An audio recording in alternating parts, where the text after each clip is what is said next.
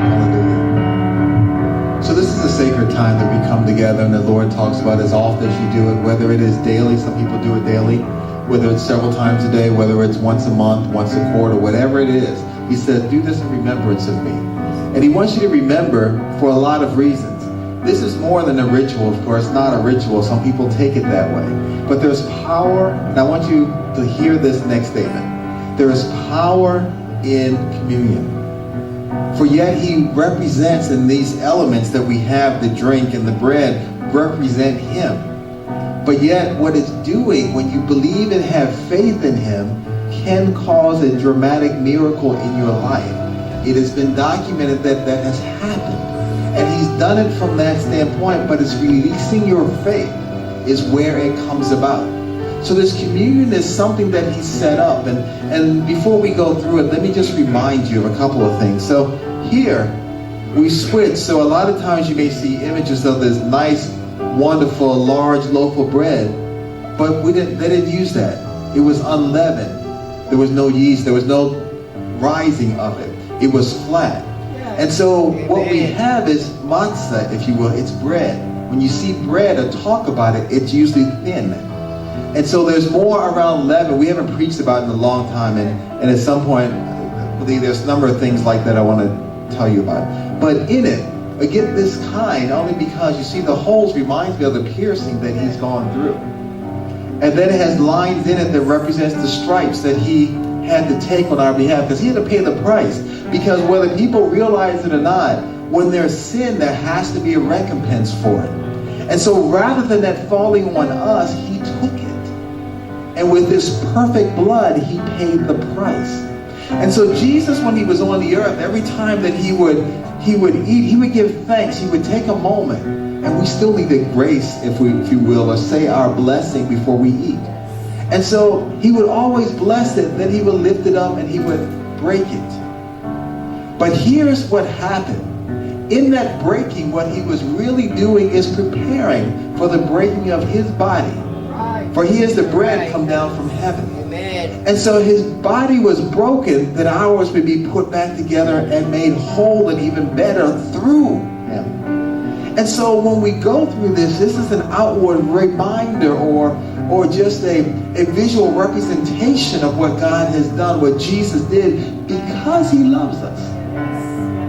And so what you do as we get ready to go through this, we remember that whatever may be ailing us, whether it's emotional, whether it is physical, whether it's financial or whatever, he came to give us life and life more abundantly. He came to make us whole. He doesn't give broken gifts like some people want to give to folks and they already know it's broken. He gives whole gifts, complete gifts. And so as we take part here, there's power in this sacrament. There's power in it. And so even so, we come making sure that we've gotten ourselves right with God as we come forward, leaving anger and all those other things behind. So we do this together because there's one body, one spirit. Amen. And so in it we will go through. And I want to remind you what it says as Paul gave it to his disciples. He says this, very simple. He says, "For I received from the Lord that which I also delivered to you, that the Lord Jesus, on the same night in which he was betrayed, he took bread." This is bread. He took bread. And when he had given thanks, he broke it and said, "Take, eat. This is my body, which is broken for you.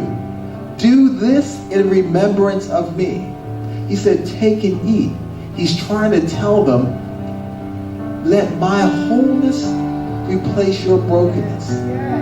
Let my beauty replace your ashes and disappointment. Yes. So as we take part here, think about his goodness. Understand the life of God that is coming in you.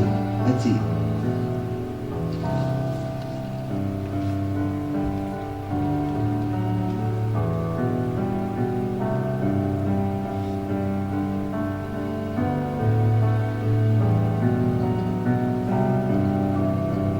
Then he goes on and says, in the same manner, he also took the cup after supper, saying, This cup is a new covenant in my blood.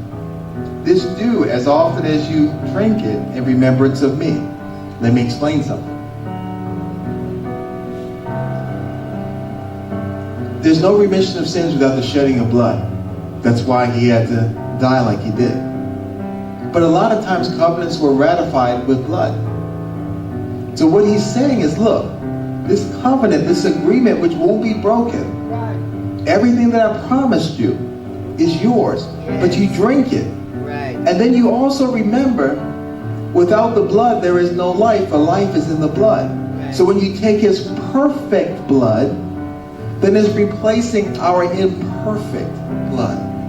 We're not cannibals or anything like that, but what it's telling you in the spirit, if you lose your faith, that he gives you wholeness.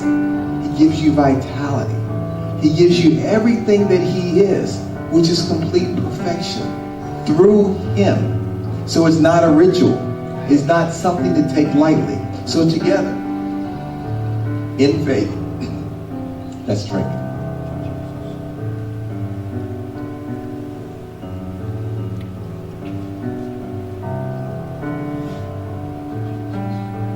Then he goes on to just say this one thing. He says, for as often as you eat this bread and drink this cup, you proclaim the Lord's death till he comes.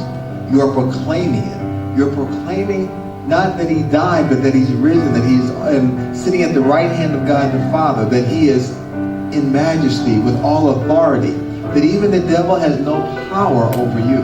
When you remember who you are and who you align with, when you agree with this, whether you can see it spiritually or not, you are then marked as his own. And then you have rights through his grace. So God is wonderful. He is wonderful.